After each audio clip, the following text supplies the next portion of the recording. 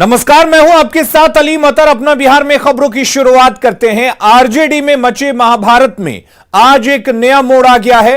तेज प्रताप ने social media पर एक कविता शेयर की है।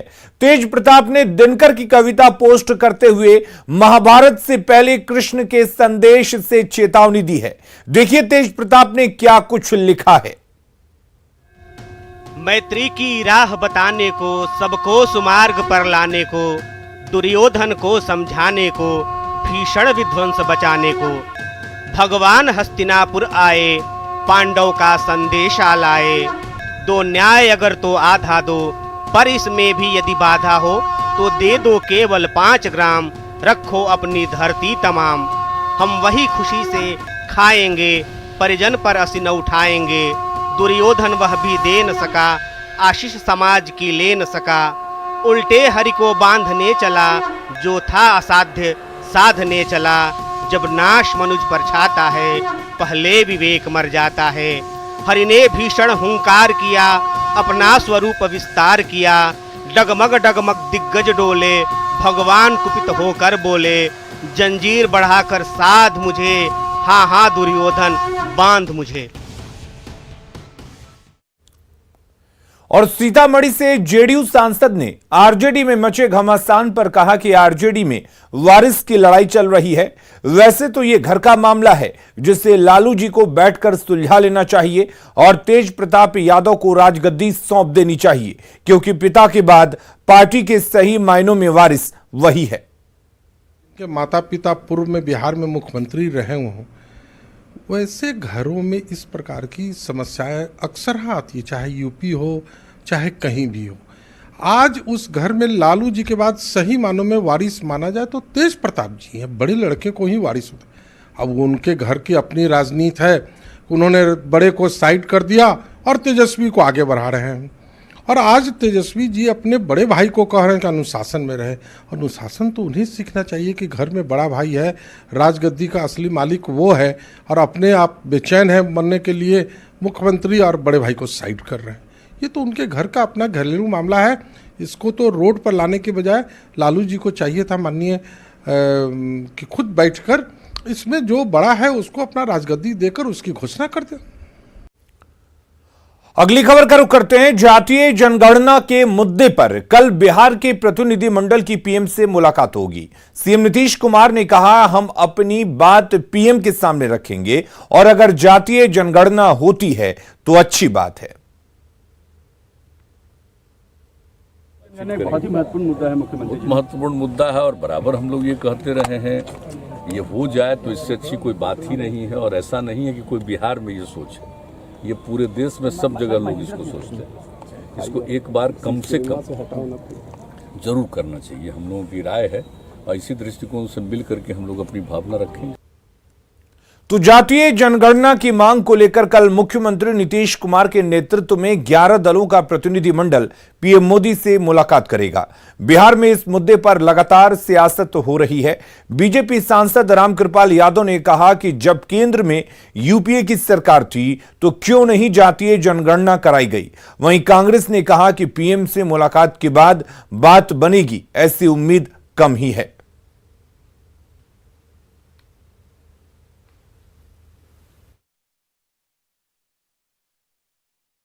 जनगणना जो है एक गंभीर मुद्दा है, संवेदनशील भी मुद्दा है, और ये बहुत दिनों से इसकी मांग हो रही है। यानी पिछली सरकार जब थी यूपीए की, उस समय भी लोगों ने किया था, मगर उस सरकार ने उसको जातीय जनगणना जरूर करवाया मगर प्रकाशित नहीं किया। अब इस बार वही जो सरकार में जो लोग थे फिर इस बात को उठा रहे हैं, जातीय जनगणना हो। मगर ये वक्त जब चुनाव का वक्त है, उस समय क्यों उस मुद्दे को उठाया जा रहा है भाई? इस मामले में स्पष्ट रूप से कह दिया कि जातीय जनगणना नहीं कराएंगे। तो मुख्यमंत्री नीतीश जी ने जो इनिशिएटिव लिया कि सभी पार्टी के लोग जाएं, उसे नेता प्रतिपक्ष ने भी अलग से पत्र लिखा। तो एज ए विपक्षी पार्टी होने के नाते और हम सब की चूँकि उसमें सहमति है, कांग्रेस पार्टी के भी प्रतिनिधि उसमें जा रहे हैं और हमारी अपेक्षा है कि प्रधानमंत्री पूरे बिहार की आवाज़ को सुनने का काम करेंगे और जातीय जनगणना कराएंगे।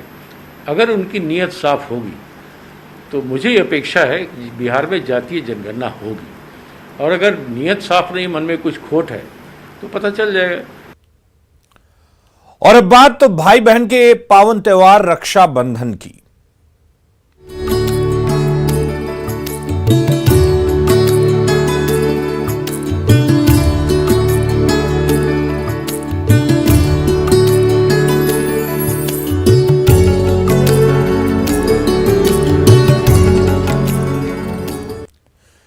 बिहार के मुख्यमंत्री नीतीश कुमार ने रक्षाबंधन के मौके पर हर साल की तरह वृक्ष को राखी बांधी और हरियाली का संदेश दिया।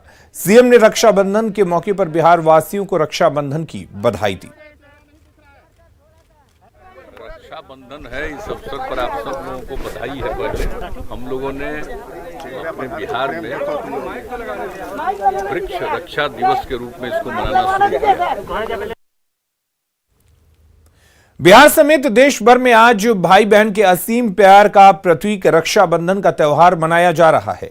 यह ऐसा दिन है जब भाई बहन कहीं भी हों, किसी भी परिस्थिति में हों, एक दूसरे से मिल ही लेते हैं। इस बार पटना दियारा में आई भीषण बाढ़ की वजह से कई लोग बेघर हो चुके हैं। पटना के बाढ़ पीड़ितों में कैसे मना राखी का त्यौहार, जायजा लिया न्यूज 18 संवाददाता संजय कुमार ने। रक्षाबंधन भाई और बहन के अमिट प्यार का प्रतीक है और इस वक्त हम खड़े हैं पटना के एक बाढ़ शिविर केंद्र में। देखिए यहाँ पर बाढ़ राहत केंद्र है और यहाँ पर बहना दूर से आई हैं और अपने भाई जो हैं, छोटे भाई, उनकी कलाई पर राखियाँ बांध रही हैं। निश्चित तौर पर ये अमिट प्यार का प्रतीक है यह पर्व।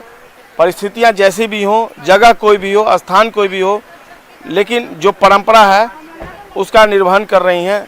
और देखिए यहाँ पर कई राखियाँ जो हैं वो रखी हुई हैं और जो बहना है वो अपने भाई की कलाई पर ऐसे ही राखी जो है वो बांध रही हैं। एक भाई ने बांधा है। ये जो ये राखी यहाँ पर बनवाया? नहीं, हम तो अपना घर बनवाया।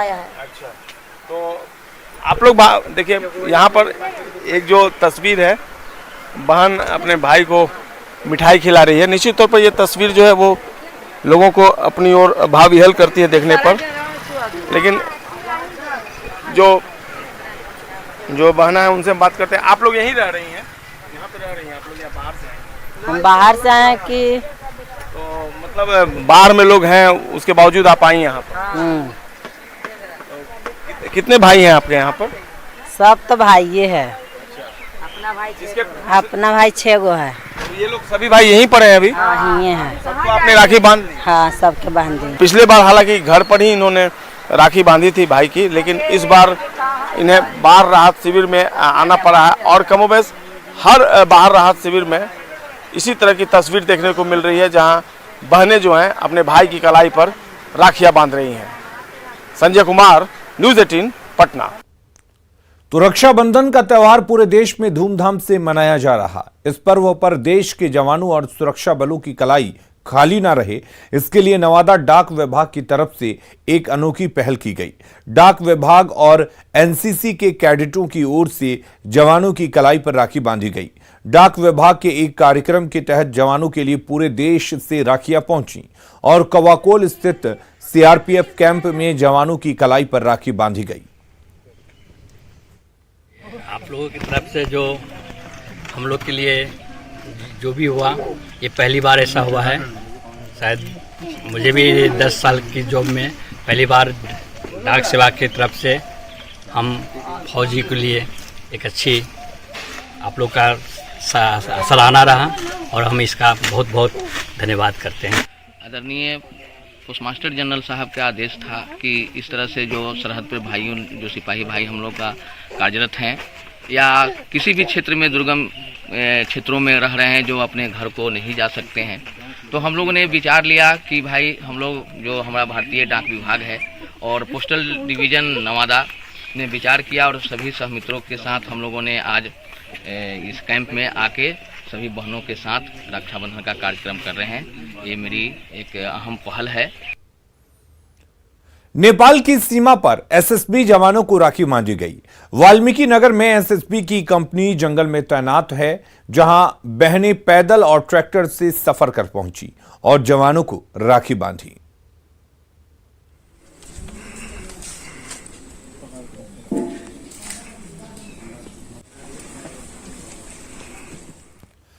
रक्षाबंधन के त्योहार पर परिवहन विभाग ने बहनों को फ्री बस सेवा की सौगात दी है। मधुबनी के फुलपरास में परिवहन मंत्री शीला मंडल ने परिवहन विभाग की बसों को हरी झंडी दिखाकर राखी के त्योहार पर महिलाओं को फ्री बस सेवा की सौगात दी। शीला मंडल ने कहा कि राखी के पर्व पर प्रदेश भर में महिलाओं के लिए निःशुल्क बसें चलेंगी। इसके लिए परिवहन विभाग द्वारा खास इंतजाम किए गए हैं। इससे पहले परिवहन मंत्री ने फुलपरास में बच्चों को राखी बांधने के साथ ही पेड़ पौधों को भी रक्षा सूत्र बांधकर प्रदेशवासियों को रक्षाबंधन के त्योहार की शुभकामनाएं दी। रक्षाबंधन के शुभ अवसर पे सबसे पहले फुलपरास की जनता को हम बहुत बहुत बधाई देते हैं। आज पूरे बिहार में सभी के लिए रक्षाबंधन पर्व की शुभ अवसर पे सबको बधाई देते हैं। और परिवहन विभाग की ओर से आज रक्षाबंधन के शुभ अवसर पे आज दिन भर महिलाओं के लिए गाड़ी में मुफ्त एक जगह से दूसरे जाने के लिए मुफ्त सेवा दी है। खगड़िया में 2 लाख से ज्यादा लोग बाढ़ से प्रभावित हैं। ऐसे में बहनें नावों पर सवार होकर भाइयों के पास राखी बांधने के लिए जा रही हैं। भाई के घर तक किस मुश्किल से वो पहुंच रही हैं, इसका जायजा न्यूज़ 18 संवाददाता दिग्विजय कुमार ने लिया। खगड़िया पूरा बाढ़ से प्रभावित है। ऐसे में आज रक्षाबंधन है, भाई बहन का ये एक प्रेम का एक त्यौहार है। जो बहनें हैं यहाँ पर, वो जो बाढ़ प्रभावित क्षेत्र में जो पहुँच रही हैं, वो देख सकते हैं कि किस तरह से नाव के सहारे वो अपने भाई के पास पहुँचना चाह रही है और राखी के जैसा जो पर्व है उसको वो सेलिब्रेट करना चाह रही है। जो बहनें हैं वो देख सकते हैं कि राखी हाथ में ली हुई है, जो मिठाई है वो भी उनके साथ में है। क्योंकि बाढ़ से प्रभावित पूरा ये इलाका है, इसी कारण इन लोगों को नाव के सहारे भाई तक पहुँचना पड़ रहा है। अच्छा, कैसे आप जा रही है? क्या हम नाव से जा रहे हैं अपने भाई के पास राखी बांधने के लिए। अच्छा। और मेरा पूरा गांव डूब गया है बाढ़ के कारण, और इसलिए मैं नाव से जा रही हूँ मथाड़ भाई के राखी बांधने के लिए। अच्छा, ये बताइए क्या तैयारी की है, क्या परेशानी हो रही है? हम लोग को यह परेशानी हो रही है कि इतना दूर से पानी में आए हैं बुलकर, और मेरा इलाका पूरा बाढ़ से प्रभावित है, इसलिए हम नाव से जा रहे हैं मथाड़ दिरा। कुछ भी हो, या तो रक्षाबंधन भाई बहन के लिए है ही, इसलिए पहुंचना ही है। हम जंगली मंडल टोला जा रहे हैं राखी बांधने के लिए अपने भाई को, क्योंकि बाढ़ से पीड़ित हैं। 2016 से ज़्यादा आगे हैं बाढ़, इसीलिए हम राखी बांधने जा रहे हैं अपने नाव के सहारे से। भाई को राखी बांधने के लिए जाइए, साल भर का पर्व है, बहुत महत्व पर्व है। भाई क्या क्या है, मिठाई है, राखी है, चंदन है, धूप है, दीप है, अगरबत्ती है, ये सब लेकर के अपने भाई को राखी बांधने के लिए जाते हैं। क्योंकि मेरे भाई ने बहुत मायने रखती है भाई बहन का पर्व। तो जाहिर है ये बाढ़ प्रभावित जो पूरा इलाका है, वहाँ के बहनों का ये दर्द आप समझ सकते हैं। जो ये देख रही हैं पूरा नाव पर सभी लोग बैठे हुए हैं, राखी के साथ साथ हाथ में थाली में मिठाई भी रखा हुआ है। ऐसे में समझ सकते हैं कि जो ये भाई बहन का जो प्रेम है, उसमें ये बहनें जो है अपने भाई तक पहुँच करके उनके कलाई पर राखी बांध रही है। दिग्विजय कुमार, न्यूज़ 18 खगड़िया। अररिया के रानीगंज में रक्षाबंधन पर एक अनोखी तस्वीर देखने को मिली, जहां बहनों ने नाव पर ही अपने भाइयों की कलाई में राखी बांधी। ज्यादा जानकारी दे रहे हैं न्यूज़ 18 संवाददाता सतीश कुमार। भाई बहन के त्योहार रक्षाबंधन में अररिया के रानीगंज से एक अनोखी तस्वीर सामने आई है। तस्वीर में साफ तौर पर देखा जा सकता है कि किस तरीके से अररिया के रानीगंज प्रखंड का यह जो कदम घाट है, और जो नाव पर बहनें हैं अपने भाई को राखी बांधने के लिए रानीगंज जा रही हैं। बता दें कि आज़ादी के दशकों गुजर गए, लेकिन सीमांचल के इसी इलाके में जो है एक अदद पुल नहीं बन सका है, जिसकी वजह से तकलीफ़ों का जो आलम है, जो तस्वीर में आप देख सकते हैं। रानीगंज का यह कदम घाट है, और जो बहनें हैं राखी बांधने के लिए अपने भाई को रानीगंज की तरफ जा रही हैं। दिक्कत हो रहे हैं जो कि उसलिए कि भाई यहीं पर पहुंच गया तो नाव पर भी राखी बांध रहे हैं, कष्ट के द्वारा। अच्छा जा रहे हैं अपना भाई को। तो तस्वीर में आप देख सकते हैं कि यह जो है रक्षाबंधन पर जो है एक अनोखी तस्वीर है। अररिया के रानीगंज से रक्षाबंधन जो है नाव पर ही जो है वो त्यौहार मनाया जा रहा है। एक बहन जो है अपने भाई को इस नाव पर ही राखी बांध रही है। रक्षाबंधन ये भाई बहन के अटूट प्रेम का पर्व है। ये सदियों से यानी द्वापर त्रेता युग से ये आ रहा है और आज़ादी के बाद यहाँ दोनों साइड पिचिंग सड़क बन चुका है, लेकिन इस नदी में आज तक पुल नहीं बन सका है और पुल नहीं रहने के कारण माँ बहनें और किसान को काफ़ी तकलीफ होता है। वहीं कई ऐसी बहनें हैं जो इस कदम घाट रानीगंज के कदम घाट को नाव से पार कर रानीगंज जाएंगी और अपने भाई को राखी बांधेगी। सतीश कुमार, न्यूज़ 18, रानीगंज, अररिया। भाई बहन के प्रेम की निशानी का पर्व रक्षाबंधन आज पूरे देश में धूमधाम से मनाया जा रहा है।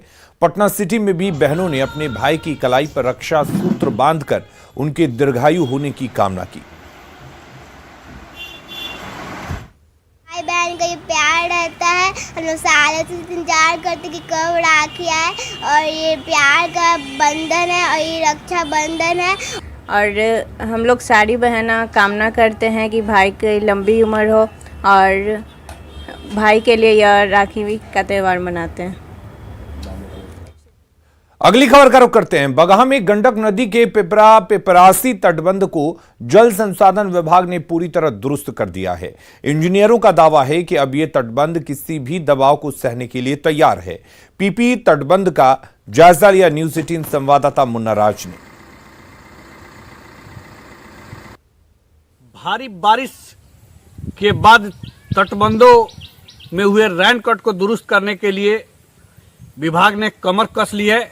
हम अभी पहुंचे हैं पीपी तटबंध पर। अब देख सकते हैं कि रैन कट जिस तरह बारिश के बाद लगातार कई तटबंध ऐसे हैं, कई पॉइंट हैं जहां तटबंध क्षतिग्रस्त हो गए थे, उन्हें जल संसाधन विभाग की टीम ने दुरुस्त किया है।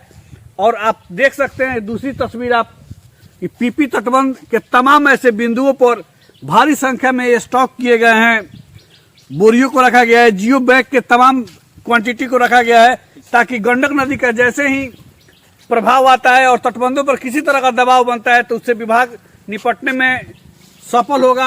हमारे साथ जल संसाधन विभाग के एक अभियंता है, उनसे हम जानने की कोशिश करते हैं। और सारे अभियंता यहाँ पे दिन रात 24 घंटे यहीं पे रहते हैं, लगातार तटबंध का निरीक्षण करते हैं दिन रात, और जहाँ जरूरत पड़ता है, जहाँ रेनकट हुआ है उस रेनकट की मरम्मति करते हैं उच्च अधिकारियों के निर्देशानुसार, और आवश्यकता अनुसार हम बोरे का स्टैक भी करते हैं। इसी बैग हमारा यहाँ पर रखा हुआ है, भरा हुआ पर्याप्त मात्रा में है, और आवश्यकता के अनुसार हम बीच बीच में उसको भरवा कर रखवाते हैं।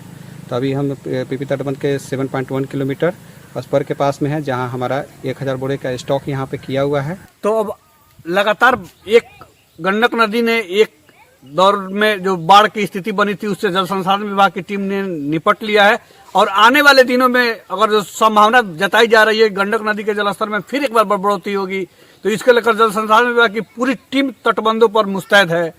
मुन्ना राज, न्यूज़ 18, पीपी तटबंध, बगहा। मध्य प्रदेश में इंदौर एक ऐसा शहर है जिस पर कोविड-19 का सबसे ज्यादा असर पड़ा। खासतौर पर दूसरी लहर के दौरान यह जिला 3 दूसरे राज्यों के बेहद ही करीब बसा है और क्षेत्रीय व्यवसाय का केंद्र भी है, जो बड़ी तादाद में व्यापारियों को लुभाता रहा है। यहां कोरोना का प्रभाव और भी घातक हो सकता था, लेकिन खुशकिस्मती से इस शहर ने खुद को संभाल लिया। नेटवर्क 18 और फेडरल बैंक की मुहिम संजीवनी अ शॉट ऑफ लाइफ ने इसका जायजा लिया कि आखिर ये कैसे मुमकिन हो पाया। आइए देखते हैं ये रिपोर्ट।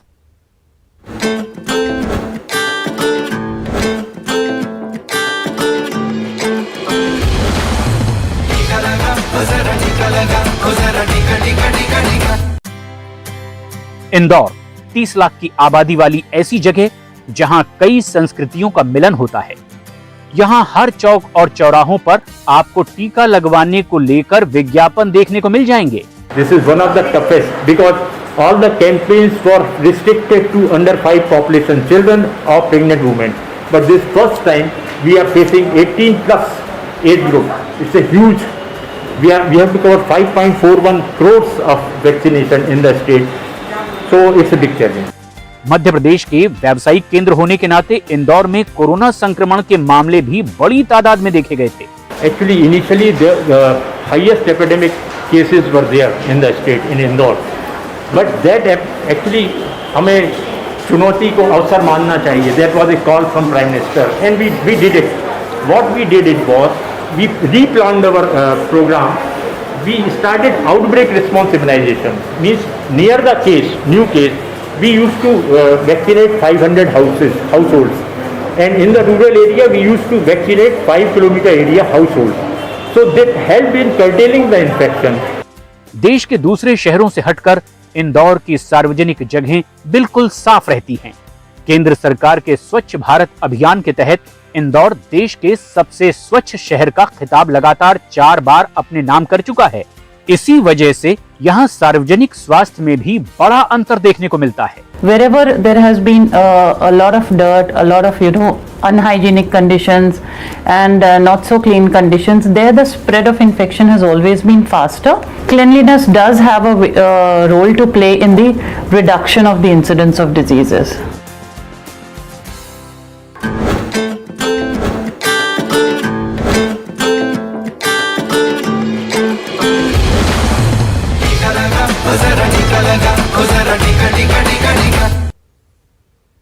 और खबरें लगातार जारी रहेंगी। आप बने रहिए न्यूज़ 18 बिहार झारखंड के साथ।